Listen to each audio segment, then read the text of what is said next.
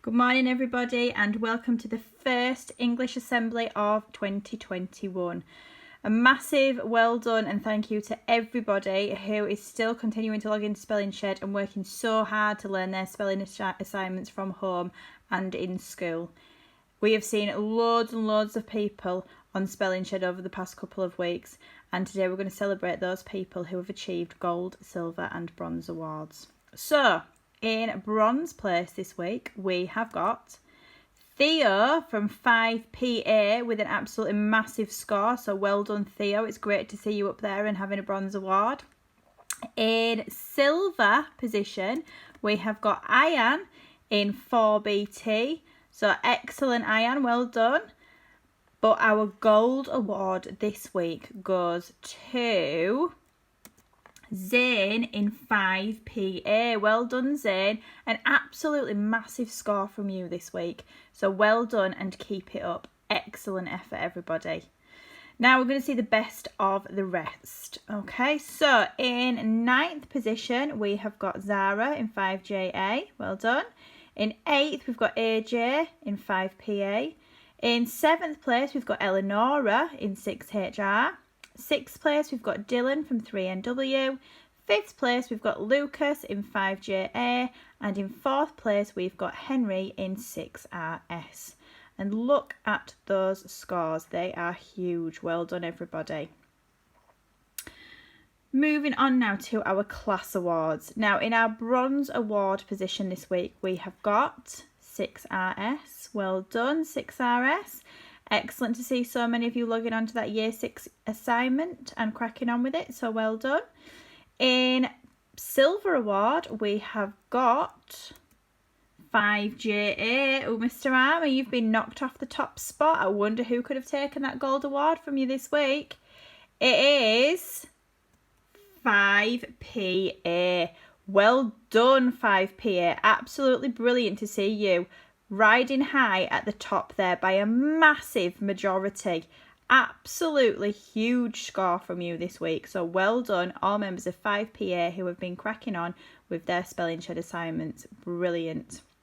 In 4th place, we had 4BT.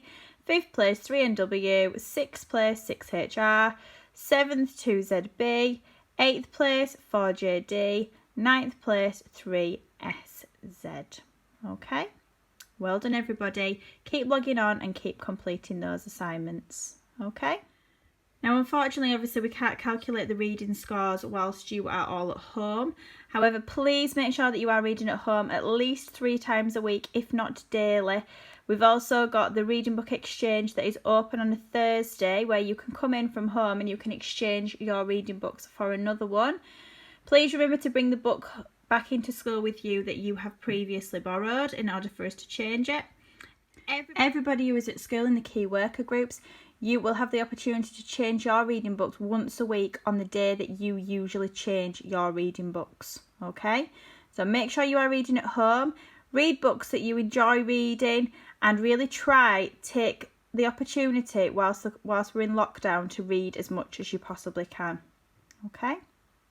Moving on now to Staff Reader of the Week. Now, who could it be this week? Who could be our Staff Reader of the Week?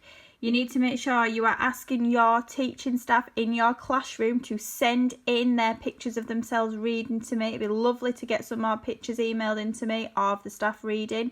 So please ask the members of staff in your classroom to do that. That would be fabulous. Our Staff Reader of the Week this week is Mrs. Goody. And what else would Mrs. Goody be reading than a Bradley Wiggins autobiography? Now, Bradley Wiggins is a very famous cyclist, and as we all know, Mrs. Goody loves cycling and she loves riding her bike. So she's combined 2 of her interests, and she is enjoying reading about the life and times of Bradley Wiggins. So she's looking at both cycling and reading.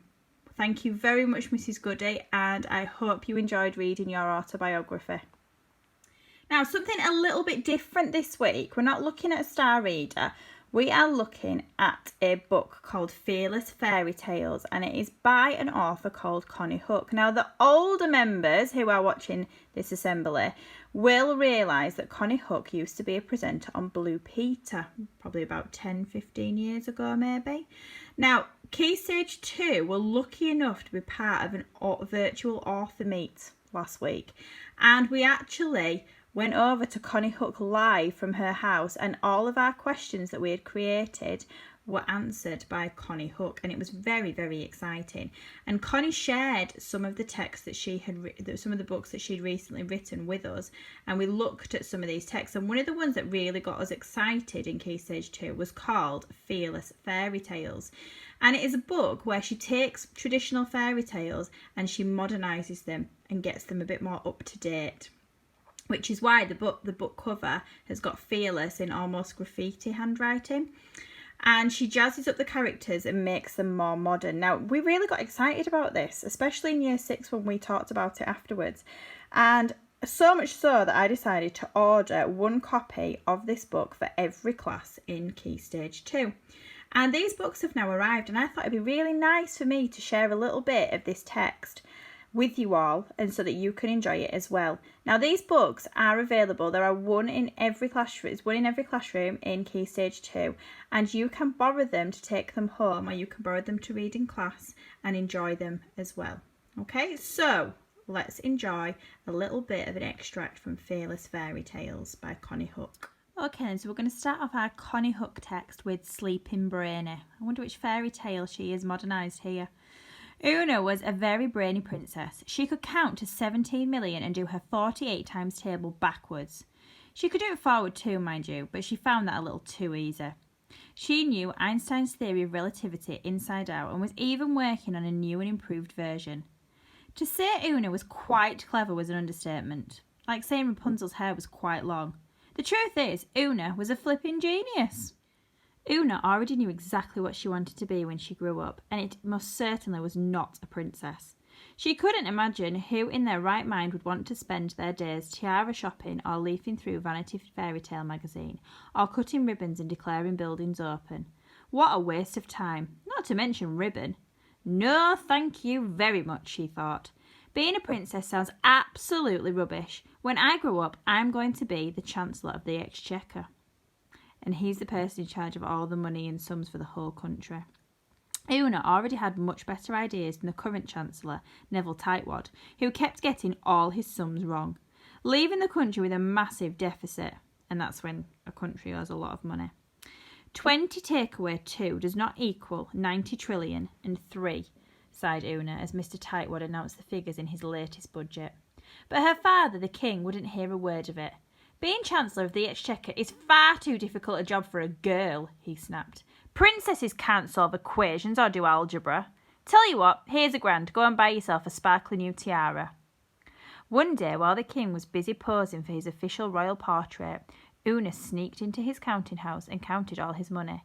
She spent all day doing the sums to calculate exactly how much cash was needed to pay the country's bills.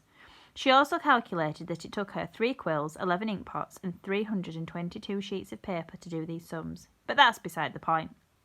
Just as she was on the brink of saving the entire kingdom £350 million a week, a voice boomed out from behind her. Una dear, does my bottom look big in this?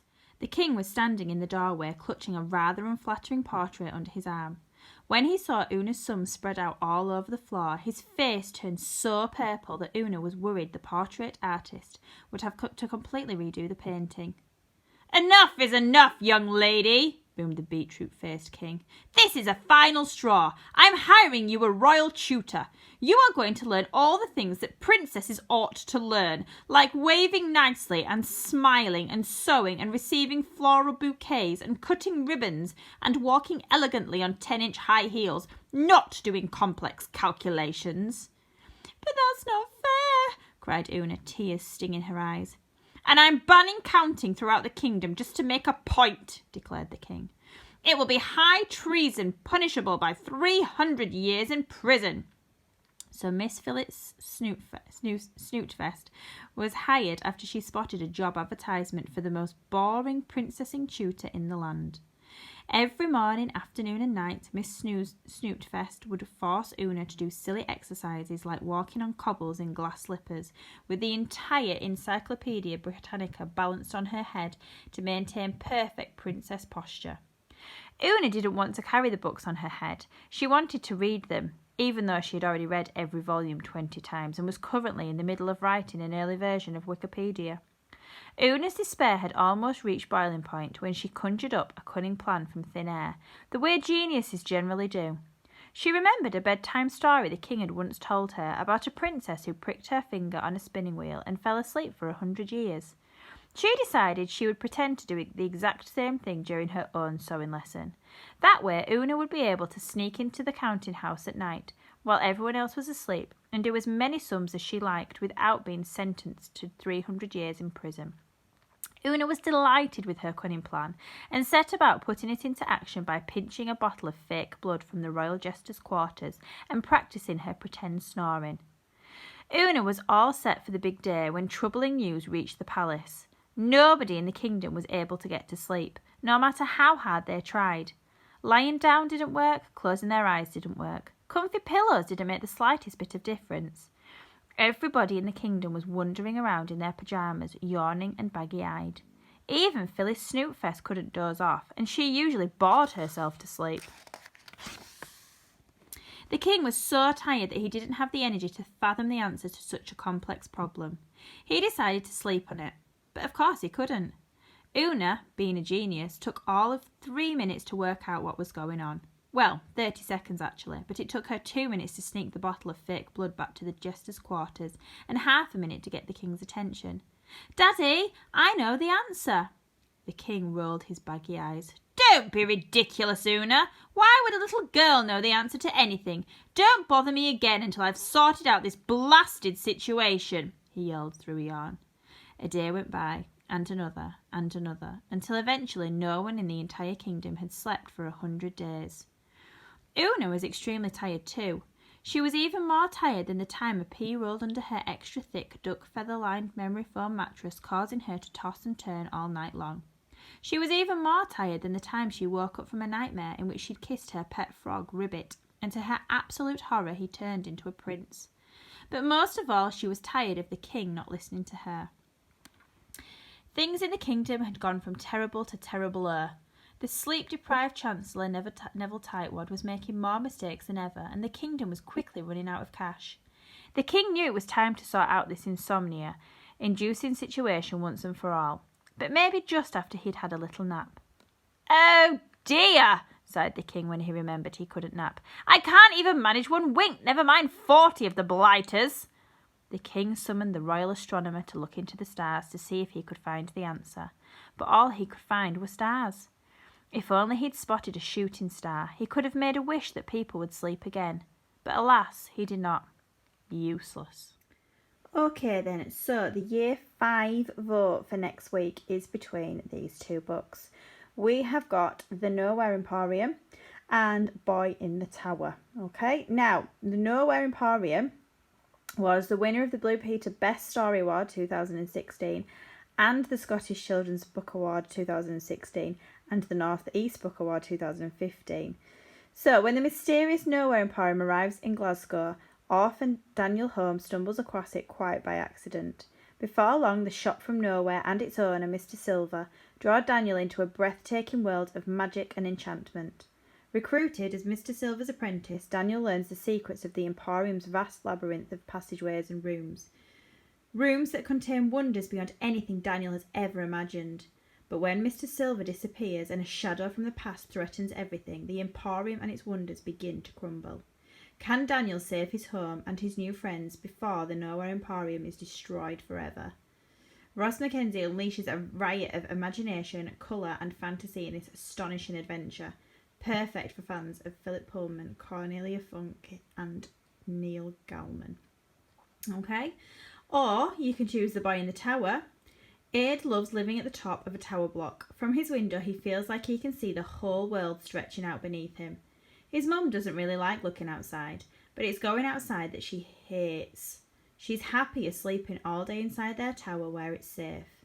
But one day, Other tower blocks on the estate start falling down around them and strange menacing plants begin to appear. Now their tower isn't safe anymore. Aid and his mum are trapped and there's no way out.